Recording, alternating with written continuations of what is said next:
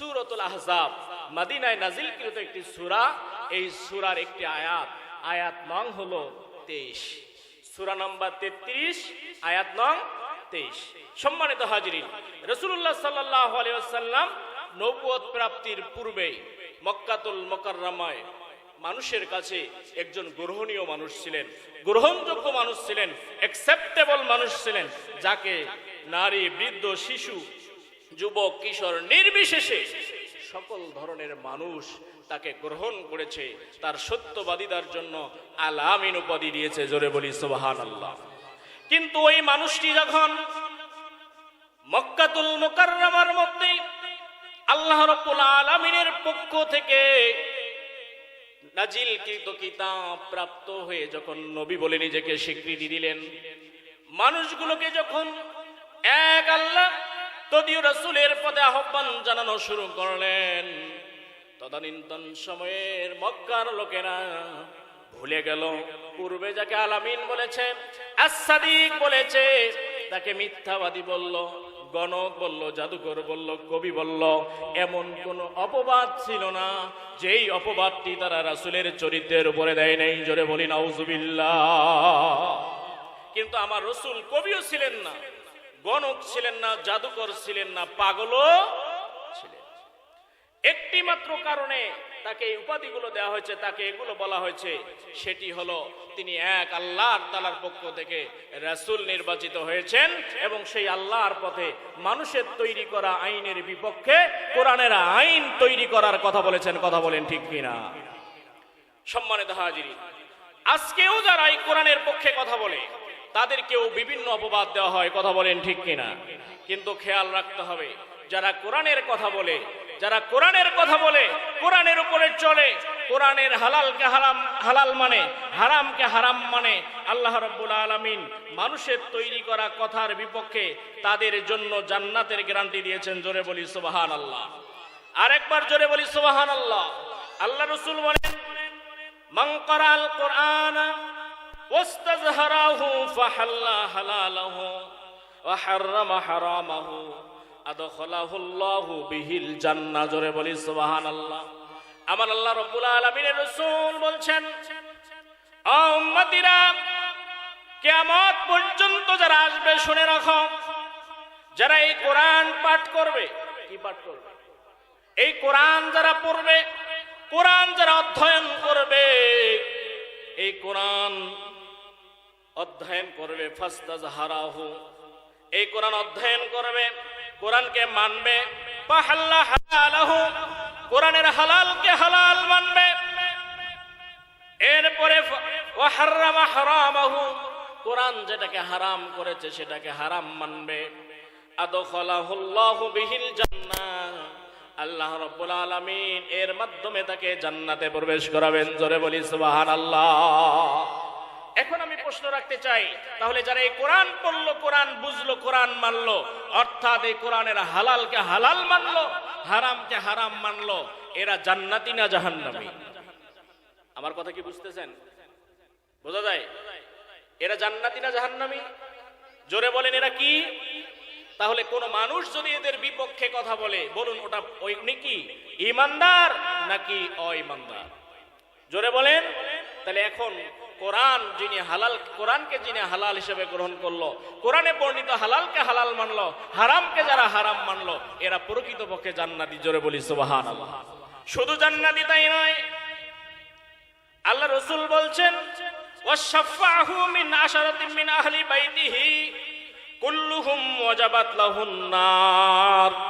ও উম্মতিরা, শুধু তাই নয়, শুধু জান্নাতে প্রবেশ করানো হবে তাই নয়, ওই ব্যক্তির পরিবারের মধ্য থেকে এমন 10 জন ব্যক্তি যাদের উপরে আল্লাহর পক্ষ থেকে জাহান্নাম হারাম হয়ে গেছে, এমন 10 জন ব্যক্তিকে সুপারিশ করে জান্নাতে নেওয়ার ক্ষমতা তাকে দেওয়া হবে। জোরে বলি সুবহানাল্লাহ।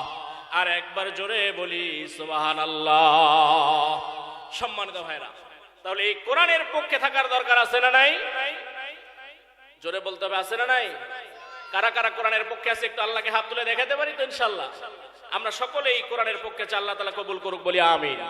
সম্মানিত হাজিরিন, আমরা মুসলিম, আজকে সারা পৃথিবীতে মুসলিম নিধন চলছে, কথা বলেন ঠিক কিনা? মুসলিম নিধন চলছে। আমাদের ভাই ফিলিস্তিনের মুসলমানদেরকে আজকে পৃথিবী থেকে শেষ করার জন্য ইসরায়েলের সন্ত্রাসীরা আমেরিকার সন্ত্রাসীদের সহযোগিতায় বম্পিং করে ড্রোন দিয়ে হামলা করে পারমাণবিক বোমা ফেলে ফিলিস্তিনের শিশু থেকে শুরু করে বৃদ্ধদেরকে পর্যন্ত আজকে হত্যা করা হচ্ছে বিনা অপরাধে, কথা বলেন ঠিক কিনা? সম্মানিত ভাইরা, এমন কঠিন মুহূর্ত কখন কে শাহাদত বরণ করবে কেউ জানে না, যার কারণে মায়েরা তাদের সন্তানের পায়ের মধ্যে নাম লিখে রাখছে, জানি না কখন আমার সন্তান শাহাদত বরণ করবে। উপরে তো তাকে চিনতে পারবো না, যাতে করে তার পাটা দেখে নামটা দেখে চিনতে পারি এটি আমার সন্তান। করুণ এক দৃশ্য আজকে পৃথিবীতে। কিন্তু আজকে পৃথিবীর মুসলমানেরা যারা কোরআনের কথা বলে, কোরআনের পক্ষে থাকার ওয়াদা দেয়, এই মুসলমানরা আজকে তাদের পক্ষে নাই, কথা বলেন ঠিক কিনা?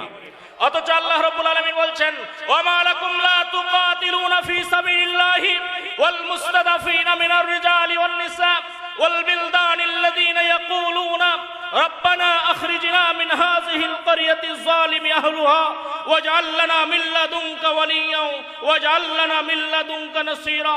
আল্লাহ তাআলা ডাক দিয়ে বলছেন, ও ঈমানদারেরা, তোমাদের কি হলো যখন তোমাদের মধ্য থেকে ঈমানদার নারী, পুরুষ এবং বৃদ্ধরা আল্লাহ তাআলার কাছে দোয়া করে বলছে, হে আমার রব, হে আমার মুনিব, তুমি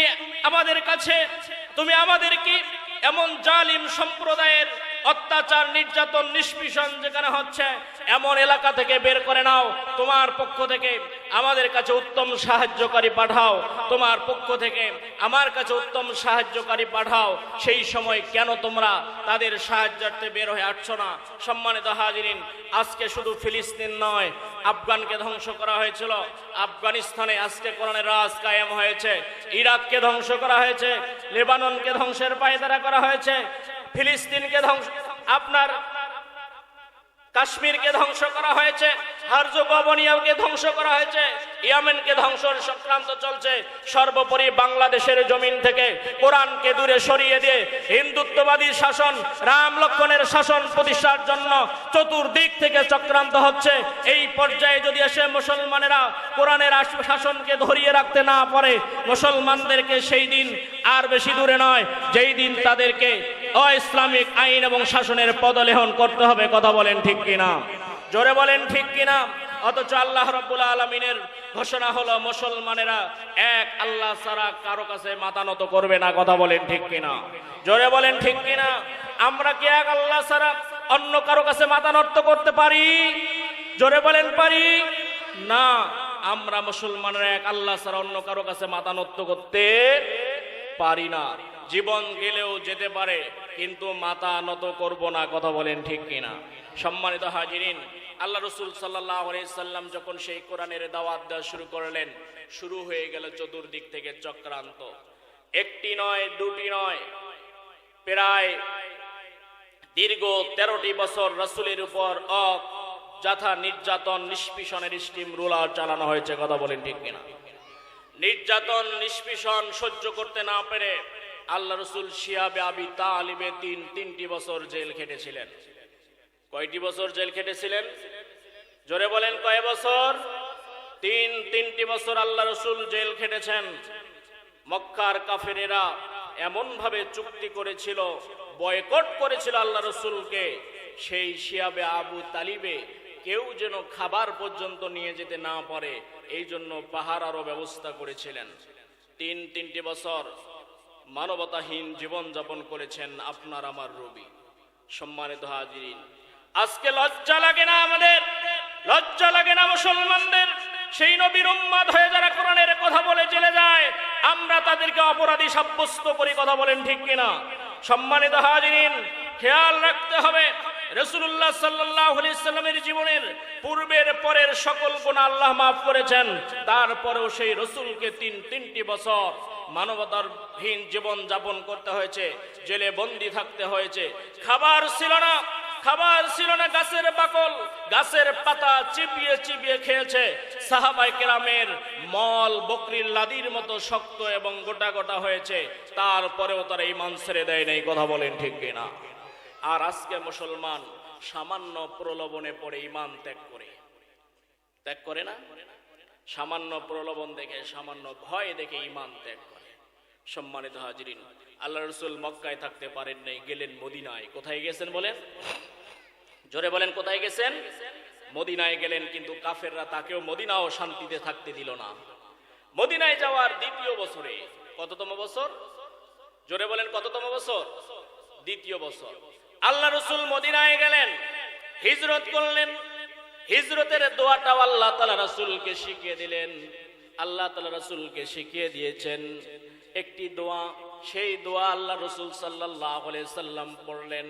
আল্লাহ রাসূল মক্কা থেকে মদিনায় হিজরত করলেন দ্বিতীয় বছরে। দ্বিতীয় বছরে মক্কার কুরাইশেরা, মক্কার কাফেরেরা রাসূলুল্লাহ সাল্লাল্লাহু আলাইহি সাল্লামের নব প্রতিষ্ঠিত ইসলামী প্রজাতন্ত্র মদিনা রাষ্ট্রকে ধ্বংস করার জন্য যুদ্ধের দামাডল বাজিয়ে দিল।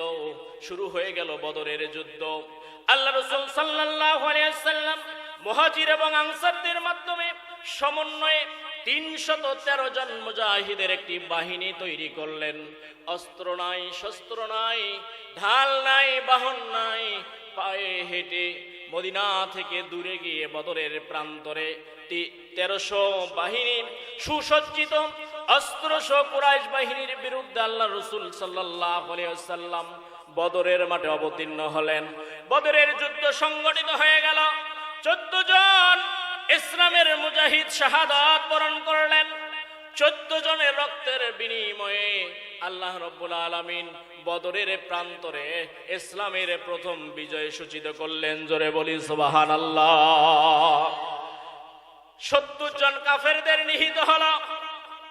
আবু জেহেল নিহত হলো, যে সবচেয়ে বেশি রাসূলকে কষ্ট দিয়েছে। নেতাগুলো নিহত হলো, 70 জন বন্দী হলো। অসংখ্য সাহাবী সেই যুদ্ধে অংশগ্রহণ করতে পারলেন না, আফসোস হয়ে গেল। আল্লাহ রাসূল বদরের প্রান্ত থেকে বিজয় বেশে যখন মদিনায় ফিরে আসলেন, অনেক সাহাবী রাসূলের কাছে গিয়ে বিভিন্ন ধরনের কথা বলেছেন। তার মধ্যে একজন সাহাবী আনাস ইবনে নাদর রাদিয়াল্লাহু তাআলা আনহু, এই আনাস ইবনে নাদর রাদিয়াল্লাহু তাআলা আনহু কোন এক কারণে, অদৃশ্য কারণে বদরের প্রান্তরে অংশগ্রহণ করতে পারেন নাই, যুদ্ধে যেতে পারেন নাই। রাসূলের কাছে হাজির হলেন। রাসূলকে বললেন, ইয়া রাসূলুল্লাহ, ইয়া হাবিবাল্লাহ, আমি তো বদরের প্রান্তরে উপস্থিত হতে পারি নাই। আমি যদি আরেকটি এমন সুযোগ পাই, যেই সুযোগ আল্লাহ রাব্বুল আলামিন পত্তলিকদের সাথে আমাকে যদি মোকাবেলা করিয়ে দেয়, তাহলে সেই দিন আল্লাহ দেখবেন আমি আল্লাহর জন্য কি করতে পারি। জোরে বলি সুবহানাল্লাহ। আর একবার জোরে জোরে বলি সুবহানাল্লাহ। আল্লাহ রাসূলের কাছে গিয়ে বললেন, হে আল্লাহ রাসূল, আমি তো ইসলামের প্রথম সমর যুদ্ধে অংশগ্রহণ করতে পারি নাই, পারলাম না। এরকম যদি আরেকটি কোনো যুদ্ধ হয় বা অবস্থার সৃষ্টি হয়, সেই দিন আমি ইসলামের পক্ষে আল্লাহকে দেখাবো আমি আল্লাহর জন্য কি করতে পারি। জোরে বলি সুবহানাল্লাহ। সম্মানিত ভাইয়েরা আমার, হিজরি 3য় সন, আবার 1 বছর যেতে না যেতেই আবার কুরাইশরা মুসলমানদের বিরুদ্ধে লড়াইয়ের জন্য সিদ্ধান্ত গ্রহণ করলো। উহুদের যুদ্ধ হয়ে 1000 মুসলিম সৈন্য 3000 কুরাইশ সৈন্যের বিপক্ষে অনেক অস্ত্র শস্ত্র ছাড়াই উহুদের প্রান্তরে যুদ্ধে লিপ্ত হয়ে গেলেন। উহুদের প্রান্তরে যুদ্ধ হবে। সুসজ্জিত কুরাইশ বাহিনী, সুসজ্জিত কাফের বাহিনী, তাদের সামনে মাত্র 1000 জনের অস্ত্রহীন গাছের বাকল যারা যুদ্ধের জন্য অস্ত্র হিসাবে নিয়েছিল, এমন সাহাবায়ে কেরাম দাঁড়িয়ে গেলেন যুদ্ধের ময়দানে। যুদ্ধ শুরু হয়ে গেল। এক পর্যায়ে যুদ্ধের যখন বিজয় বিজয়ী ভাব, কিছু সাহাবী রাসূলের সংক্ষিপ্ত নির্দেশকে ইস্তেহাত করে যখন সেখান থেকে একটু দূরে সরে গেলেন, মুসলমানদের উপরে যখন কুরাইশদের প্রচন্ড আক্রমণ শুরু হয়ে গেল, যখন মুসলমান সৈন্যরা বিচ্ছিন্ন হয়ে গেল, বিভিন্ন জন বিভিন্ন দিকে ছোটাছুটি শুরু করলো। ইবনে কামিয়ার পাথরের আঘাতে যখন রাসূলের দান্দান মোবারক শহীদ হয়ে গেল, সেই সময় আনাস ইবনে নজর রাদিয়াল্লাহু তাআলা আনহু যুদ্ধের ময়দানে ছুটছেন। সামনে গিয়ে দেখেন হযরত ওমর রাদিয়াল্লাহু তাআলা আনহু আরো একজন সাহাবী, কয়েকজন আনসার এবং মুজাহিরকে নিয়ে বসে রয়েছেন। আনাস ইবনে নাজর বললেন, ও ওমর, ও আল্লাহর রাসূলের সাহাবীরা, তোমরা বসে আছো কেন? ওমর রাদিয়াল্লাহু তাআলা আনহু বললেন, ও আনাস রে, আল্লাহর রাসূল দুনিয়ায় নাই, ইন্তেকাল করেছে, একটি বর্ণনা এসেছে। আনাস ইবনে নাজর বললেন, ও ওমর, যদি আল্লাহর রাসূল দুনিয়া থেকে বিদায় নিয়ে থাকে, আমাদের এই দুনিয়ায় বেঁচে থাকার কোনো দাম নাই। চলো যুদ্ধ করেই আমরা আল্লাহ রাসূলের সঙ্গী হয়ে যাই। জোরে বলি সুবহানাল্লাহ। আনাস ইবনে নজর ছুটলেন এরকম কুরাইশদের দিকে। দেখা হয়ে গেল সাদ ইবনে মুআজের সাথে। সাদ ডাক দিয়ে বললেন, ও আনাস, কোথায় যাচ্ছ? আনাস রাদিয়াল্লাহু তাআলা বললেন, আনাস ইবনে নজর বললেন, ও সাদ রে, আমি যেন উহুদের পাহাড়ের অপর পাশ থেকে জান্নাতের সুঘ্রাণ পাচ্ছি। জোরে বলি সুবহানাল্লাহ। আর একবার জোরে জোরে বলি সুবহানাল্লাহ। জান্নাতের সুঘ্রাণ পাচ্ছি। সম্মানিত হাজিরিন, যারা আল্লাহর হয়ে যায় দুনিয়ায় তাদের আর কোনো কষ্ট থাকে না, তারা দুনিয়াতেই জান্নাতের সুঘ্রাণ পায়। জোরে বলি সুবহানাল্লাহ। এই জন্য দেখবেন দিনের মুজাহিদেরা ফাঁসির কাষ্টে চলে গেলেও, ফাঁসির রশি গলায় নিলেও কখনো উহা শব্দ করে না। কথা বলেন ঠিক কিনা? ইমানদারেরা কখনো আল্লাহ ছাড়া কাউকে ভয় পায় না। কারণ আসমানে যদি মৃত্যুর ফয়সালা না হয়, দুনিয়ার জমিনে কারো মৃত্যুর ফয়সালা হয় না। কথা বলেন ঠিক কিনা? আল্লাহ তাআলা যদি কাউকে মৃত্যু দেন, পৃথিবীর কোনো শক্তি নাই কাউকে ঠেকায়। আর আল্লাহ রাব্বুল আলামিন যদি কাউকে মৃত্যু না দেন, পৃথিবীর কোনো শক্তি নাই ওই ব্যক্তিকে পৃথিবী থেকে বিদায় করে দেয়। কথা বলে ঠিক কিনা? আনাস ইবনে নাজর রাদিয়াল্লাহু তাআলা ছুটলেন যুদ্ধের ময়দানে। তিনি যাচ্ছেন, সৈন্যদের সাথে মোকাবেলা করলেন, কুরাইশদের সাথে মোকাবেলা করলেন। যুদ্ধ শুরু হয়ে গেল, তিনি অন্যদেরকে হত্যা করা শুরু করলেন। হত্যা করার এক পর্যায়ে সুফিয়ান ইবনে ওয়াইফ, এই কুখ্যাত কুরাইশ কাফেরের হাতে হযরত আনাস ইবনে নাজর রাদিয়াল্লাহু তাআলা শহীদ হয়ে গেলেন। যুদ্ধ থেমে গেল। আল্লাহ রাসূল লাশগুলো খুঁজছেন। খুঁজতে খুঁজতে একটি লাশ পেলেন। লাশটিকে চেনা যাচ্ছে না। লাশটিকে বিকৃত করা হয়েছে, লাশটিকে বিভিন্ন চেহারা বিকৃত করা হয়েছে। যখন আনাস ইবনে নজরকে চেনা যাচ্ছিল না, খুঁজে পাওয়া যাচ্ছে না, তখন আনাস ইবনে নজরের একজন বোন ছিল, মহিলা সাহাবী হযরত রুবাইয়া বিনতে নাদার রাদিয়াল্লাহু তাআলা আনহু।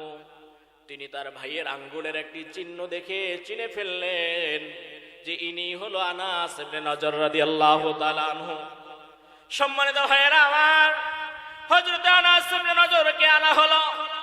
গুনে গুনে তার চেহারা, তার সমস্ত শরীর থেকে হিসাব করা হলো। একটি নয়, দুটি নয়, তিনটি নয়, চারটি নয়, পাঁচটি নয়, 10টি নয়, 20, 30, 40, 50 নয়। কাফেরদের অস্ত্রের আঘাত হযরত আনাস ইবনে নজর রাদিয়াল্লাহু তাআলা আনহুর শরীরে 70 থেকে 80টির অধিক ছিল। জোরে বলি সুবহানাল্লাহ। এই একজন সাহাবী দ্বীনের জন্য, ইসলামের জন্য, রাসূলের মৃত্যুর সংবাদ শুনে রাসূলের ইসলামকে টিকিয়ে রাখার জন্য সশস্ত্র যুদ্ধে অংশগ্রহণ করে শরীরের উপরে যদি এক আঘাত নিয়ে শাহাদাত বরণ করে আল্লাহর সন্তুষ্টি অর্জন করতে পারে, এখনো কি এমন কোন মুজাহিদ নাই যারা দ্বীনের জন্য জীবন দিয়ে হলেও এখনোই আল্লাহর এই জমিনে আল্লাহর দ্বীন কায়েমের জন্য এগিয়ে আসবে? আমরা আসতে পারবো কি পারবো না? জোরে বলেন, পারবো কি পারবো না? কারা এগিয়ে আসতে প্রস্তুত আছে? একটা আল্লাহকে হাত তুলে দেখাই।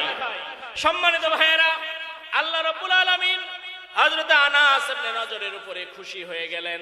কুরআনুল কারীমের মধ্যে আয়াত নাযিল করে দিয়ে আল্লাহ তাআলা বললেন, মিনাল মুমিনিনা রিজালুন সাদাকু মা আহাদুল্লাহ আলাইহি ফামিনহুম মান ক্বাদা নাহবাহু ওয়া মিনহুম মান ইয়ানতাযির ওয়া মা বাদদালু তাবদীলা। জোরে বলে আল্লাহু আকবার। আল্লাহ রাব্বুল আলামিন হযরত আনাস ইবনে নজরের ওয়াদাকে সম্মান জানিয়ে কোরআনুল কারীমের মধ্যে আয়াত নাজিল করে দিলেন। আয়াত নাজিল হয়ে গেল, রাসূলের কাছে আয়াত চলে আসলো। আল্লাহ তাআলা বললেন, ঈমানদারদের মধ্য থেকে এমন এমন এমন কত লোক রয়েছে যারা আল্লাহর সাথে কৃত ওয়াদা পূরণ করেছে। জোরে বলি সুবহানাল্লাহ। এই ওয়াদা পূরণ করতে গিয়ে তারা নিজেরা শহীদ হয়েছে, নিজেদের জীবনের তাজা তপ্ত রক্ত রাস্তায় পথে ঢেলে দিয়েছে, যুদ্ধের মাঠে ঢেলে দিয়েছে, নিজেদের জীবন দিয়েছে, শহীদ হয়েছে। তারপরেও আল্লাহর সাথে ওয়াদা ভঙ্গ করে নেই। জোরে বলি সুবহানাল্লাহ। সম্মানিত হাজিরিন, বলুন, আমরা আল্লাহ তাআলার কাছে ওয়াদা দিয়েছি, তিনি আমাদের রব। কথা বলেন ঠিক কিনা? আল্লাহ তাআলা রূহকে সৃষ্টি করার পরে একটি মজলিস করেছিলেন। সেই মজলিসে বলেছিলেন, আলাস্তু বিরব্বিকুম, আমি কি তোমাদের রব নই? সেই দিন কিন্তু সমস্ত রূহ একসাথে বলেছিলাম, বালা, হ্যাঁ আপনি আমাদের রব। কথা বলেন ঠিক কিনা? তাহলে বলেন, আপনার আমার রব কে? জোরে বলেন, কে? আল্লাহ। আপনার আমার রব আল্লাহ। তাফসিরে মাযহারি, তাফসিরে মারিফুল কোরআন, তাফসিরে তাফহিমুল কোরআন, তাফসিরে তাওযীহুল কোরআন, আহসানুল বায়ান, তাফসিরে ইবনে কাসির, তাফসিরে উসমানী, সকল তাফসির গ্রন্থকার একটি কথা লিখেছেন, এখানে নাহবাহু শব্দের অর্থ হলো নিজের জীবন দিয়ে শহীদ হয়ে যাওয়া। জোরে বলি সুবহানাল্লাহ। শুধু একজন নয়, দুইজন নয়, অসংখ্য সাহাবায়ে কেরাম উহুদের ময়দানে নিজেদের জীবন দিয়ে আল্লাহ তাআলার দেয়া কোরআনের দ্বীনকে ধরে রেখেছেন। কথা বলেন ঠিক কিনা? আর একবার জোরে বলেন ঠিক কিনা? সম্মানিত ভাইয়েরা আমার, আজকেও আল্লাহর এই জমিনে আল্লাহর দ্বীন বাস্তবায়নের জন্য অসংখ্য মুজাহিদ নিজেদের জীবনের তাজা তপ্ত রক্ত রাজপথে ঢেলে দিয়েছে। কথা বলেন ঠিক কিনা? রক্ত ঢেলে দিয়েছে শহীদ মালিক, রক্ত দিয়েছে শহীদ শিবন, রক্ত দিয়েছে শহীদ কাসেম, শহীদ সাব্বির, রক্ত দিয়েছে শহীদ মুজাহিদ, রক্ত দিয়েছে শহীদ জসিম, রক্ত দিয়েছে শহীদ সালাম। সেই দিনও রক্তের বিনিময়ে ইসলাম জিন্দা হয়েছে। আজকেও রক্ত দেওয়া হচ্ছে বাংলাদেশ সহ বিশ্বের বিভিন্ন প্রান্তরে। আমরা আশা করি তাদের রক্তের বিনিময়ে বাংলাদেশ সহ সারা পৃথিবীতে ইসলাম কায়েম হবে। কথা বলেন ঠিক কিনা? ইসলামের এই বিজয় হোক, আমরা চাই কি চাই না? কে কে আমরা ইসলামের বিজয় চাই? একটু আল্লাহকে হাত তুলে দেখাই। আল্লাহ তাআলা ইসলামের বিজয়কে কবুল করুক বলে আমিন। সম্মানিত ভাইয়েরা আমার, এরকম অসংখ্য সাহাবী উহুদের ময়দানে নিজেদের গর্দান দিয়েছেন, নিজেদের কল্লা দিয়েছেন, রক্ত দিয়েছেন, স্ত্রীকে বিধবা করেছেন, সন্তানকে পিতৃহারা করেছেন, তারপরেও আল্লাহর পথ থেকে দূরে সরে যান নাই। কথা বলেন ঠিক কিনা? সম্মানিত ভাইয়েরা আমার, যারা আল্লাহর এই পথে নিজেদের জীবন দিল, এই প্রকৃত মুমিন। এটা আল্লাহ রাব্বুল আলামিন কোরআনের মধ্যে স্পষ্ট ঘোষণা করেছেন। আর আল্লাহ রাব্বুল আলামিন নিজেই ঘোষণা করেছেন, ঈমানদারদের কাজেই হলো নিজেদের জান এবং মাল আল্লাহকে দিয়ে আল্লাহর জান্নাত ক্রয় করা। জোরে বলি সুবহানাল্লাহ। আল্লাহ তাআলা বলছেন, ইন্নাল্লাহা আশতারা মিনাল মুমিনিনা আনফুসাহুম ওয়া আমওয়ালাহুম বিআন্না লাহুমুল জান্নাহ। জোরে বলি আল্লাহু আকবার। আল্লাহ তাআলা বলছেন, নিশ্চয়ই আল্লাহ রাব্বুল আলামিন ঈমানদারদের জান এবং মাল কিনে নিয়েছেন, বিনিময়ে দিবেন জান্নাত। জোরে বলি সুবহানাল্লাহ। কি দিবেন? আরেকবার জোরে বলেন, কি দিবেন? তাহলে ঈমানদারদের জান মাল কে কিনে নিয়েছেন? আল্লাহ ঈমানদারদের জান এবং মাল নিয়েছেন, বিনিময়ে দিবেন জান্নাত। জোরে বলি সুবহানাল্লাহ। তাহলে আমরা যদি জান্নাত পেতে চাই, সেই জান আর মাল আল্লাহকে দেওয়ার দরকার আছে না নাই? জোরে বলেন, আছে না নাই? তাহলে জান আর মাল আল্লাহকে না দিলে জান্নাত পাওয়া যাবে? তাহলে জান্নাত পেতে গেলে জান আর মাল আল্লাহকে দিতে হবে। আর আল্লাহ তাআলা তো স্পষ্ট ঘোষণা করেছেন। আল্লাহ তাআলা বলেছেন, ওয়ালা নাবলুওয়ান্নাকুম বিশাইইম মিনাল খাউফি ওয়াল জু'i ওয়া নাকসিম মিনাল আমওয়ালি ওয়াল আনফুসি ওয়াস সামারাত ওয়া বাশশিরিস সাবিরিন। জোরে বলি আল্লাহু আকবার। আল্লাহ তাআলা ডাক দিয়ে বললেন, নবী গো, ও নবী, তুমি ধৈর্য ধারণকারীদের জানিয়ে দাও রাব্বুল আলামিন অবশ্যই অবশ্যই তোমাদেরকে 5টি জিনিস দিয়ে পরীক্ষা করবেন। জোরে বলি সুবহানাল্লাহ। একটি হলো শাইউম মিনাল খাউফি ওয়াল জু, প্রথমটি হলো ভয় ভীতি, দ্বিতীয়টি হলো ক্ষুধার যন্ত্রণা, খাউফি ওয়াল জু'i ওয়া নাকসিম মিনাল আমওয়ালি ওয়াল আনফুস, এরপরে হলো সম্পদের ক্ষতি, নিজেদের জীবনের ক্ষতি, শহীদ হয়ে যাওয়া, সর্বশেষ হলো ফলমূলের ক্ষয়ক্ষতি। 5টি ক্ষতি দিয়ে আল্লাহ রাব্বুল আলামিন ঈমানদারদেরকে পরীক্ষা করবেন।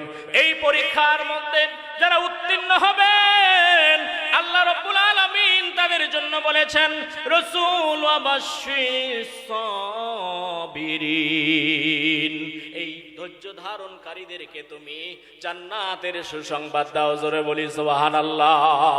কিয়ামতের মাঠ অনুষ্ঠিত হয়ে যাবে, মানুষ দৌড়াতে থাকবে, প্রচন্ড গরম, সূর্য মাথার উপরে এসে যাবে, ঘামে বিভিন্ন জন বিভিন্ন স্তর পর্যন্ত যখন ডুবে যাবে, আল্লাহ রাব্বুল আলামিনের পক্ষ থেকে ঘোষণা করা হবে, ও ধৈর্য ধারণকারীরা, সবরকারীরা, তোমরা কোথায়? দুনিয়ার জমিনে যারা ইসলামের উপরে থেকেছ, কঠিন বিপদে আপদে আল্লাহকে ভুলে যাও নাই, তারা আজকে কোথায়?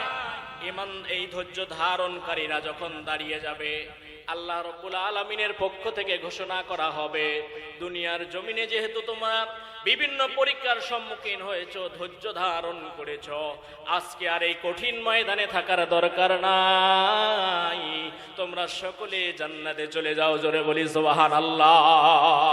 আর একবার জোরে জোরে বলি সুবহানাল্লাহ। তাহলে এই পরীক্ষার সম্মুখীন হয়ে যারা পরীক্ষায় উত্তীর্ণ হবে আল্লাহ রাব্বুল আলামিন তাদেরকে সেখানে কষ্ট ছাড়াই আমাদের আকাঙ্ক্ষিত জায়গা জান্নাত দিয়ে দিবেন। জোরে বলি সুবহানাল্লাহ। ওই জান্নাত আমরা চাই কি চাই না? কি আমরা চাই কি চাই না? আল্লাহ রাব্বুল আলামিন আমাদের জন্য জান্নাত কবুল করুক, বলি আমিন। সম্মানিত ভাইয়েরা, আরেকজন সাহাবী ছিলেন হযরত আমর ইবনে জুমুহ রাদিয়াল্লাহু তাআলা আনহু। আমর ইবনে জুমুহ রাদিয়াল্লাহু তাআলা আনহু আনসারদের মধ্যে বলা হয়ে থাকে শেষের দিকে ইসলাম গ্রহণ করেছেন। আনসারদের মধ্য থেকে তিনি শেষের দিকে ইসলাম গ্রহণকারী। হযরত মুসাইব রাদিয়াল্লাহু তাআলা আনহু যখন আল্লাহ রাসূলের পক্ষ থেকে কোরআনের শিক্ষা নিয়ে মদিনায় এসেছিলেন, সেই প্রভাবে তার সন্তানেরা 5টি সন্তান ইসলাম গ্রহণ করে, তার স্ত্রীও ইসলাম গ্রহণ করলো। এই রকম আমর ইবনে জুমুহ রাদিয়াল্লাহু তাআলা আনহু একটি পর্যায়ে ইসলাম গ্রহণ করলেন। আমর ইবনে জুমুহ রাদিয়াল্লাহু তাআলা আনহু কোন এক কারণে খোঁড়া হয়ে গেলেন, প্রতিবন্ধী হয়ে গেলেন, ভালো করে হাঁটতে পারেন না, খুঁড়িয়ে খুঁড়িয়ে হাঁটেন। বদরের যুদ্ধে অংশগ্রহণ করতে পারলেন না। বদরের যুদ্ধ থেকে বিজয়ী বেশে যখন আল্লাহর নবী, দ্বীনের নবী ফিরে আসলেন, মসজিদে নববীতে বসলেন। আমর ইবনে জুমুহ খোঁড়া মানুষ, প্রতিবন্ধী মানুষ, খুঁড়িয়ে খুঁড়িয়ে হাঁটে। রাসূলের কাছে গিয়ে বললেন, ইয়া রাসূলুল্লাহ, ইয়া হাবিবাল্লাহ, আমি আমর প্রতিবন্ধী খোঁড়া, আমাকে বদরের যুদ্ধে যেতে দেওয়া হয়নি, বা আমি বদরের যুদ্ধে যেতে পারি নাই। আমি চাই সামনে যদি কোনো ইসলামের এরকম যুদ্ধ হয়, আমি আমর ইবনে জুমুহ সেই যুদ্ধে অংশগ্রহণ করব, আর খুঁড়িয়ে খুঁড়িয়ে জান্নাতে যাব। জোরে বলি সুবহানাল্লাহ।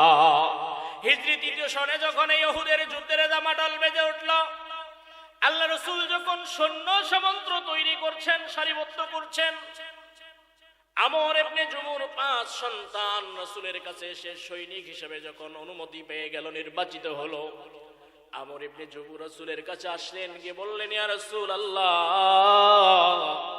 ইয়া হাবিবাল্লাহ, নবী গো, আমি তো বদরের যুদ্ধে অংশগ্রহণ করতে পারি নাই, আমি অনুমতি চাই, আপনি রাসূল আমাকে উহুদের প্রান্তরের উহুদের যুদ্ধের জন্য অনুমতি দিবেন। আল্লাহ রাসূল অনুমতি দিতে চাইলেন না, সন্তানরা অনুমতি দিতে চাইলেন না, কিন্তু তিনি নাসর বান্দা, আল্লাহ রাসূল অনুমতি দিলেন। তিনি যুদ্ধের ময়দানে চলে গেলেন। যুদ্ধের মাঠ অনুষ্ঠিত হলো। আমর ইবনে জুমুহ রাদিয়াল্লাহু তাআলা আনহু এই পরিস্থিতিতেও যুদ্ধের ময়দানে খোঁড়া পা নিয়ে কাফেরদের ভিতরে ঢুকে বলল, জোরে বলি সুবহানাল্লাহ। সৈন্যদেরকে হত্যা করতে করতে এক পর্যায়ে আমর ইবনে জুমু শাহাদাত বরণ করলেন, জোরে বলি সুবহানাল্লাহ। আমর ইবনে জুমু শাহাদাত বরণ করলেন। যুদ্ধের ময়দানে যাওয়ার পূর্বে দোয়া করেছেন আল্লাহর কাছে, মাবুদ ও ইলাহি, আমি উহুদের ময়দানে যাচ্ছি, তোমার কাছে দোয়া করি গো, তুমি যেন আমাকে আর কখনো বাড়িতে ফিরিয়ে না আনো, জোরে বলি সুবহানাল্লাহ। শাহাদাত বরণ হয়ে গেল। তার এক সন্তান তাকে উটের উপরে করে বাড়িতে নিয়ে আসবেন, কিন্তু কোন ক্রমে উট উহুদের প্রান্তর থেকে দূরে সরে আসছে না। আল্লাহ রাসূল সাল্লাল্লাহু আলাইহি সাল্লাম সাহাবাদেরকে বললেন, ও সাহাবীরা রে, তোমরা কি জানো না, তোমরা কি শোনো নাই, আমর যখন যুদ্ধের জন্য এসেছিল তখন আল্লাহর কাছে একটি দোয়া করেছিল, আল্লাহ যেন তাকে আর উহুদের প্রান্তর থেকে বাড়িতে ফিরিয়ে না নেন। আল্লাহ তাআলা আমরের দোয়া কবুল করেছেন, যার কারণে আমরের লাশ নিয়ে উট বাড়িতে ফিরে যাচ্ছে না, জোরে বলি সুবহানাল্লাহ। আর একবার জোরে জোরে বলি সুবহানাল্লাহ।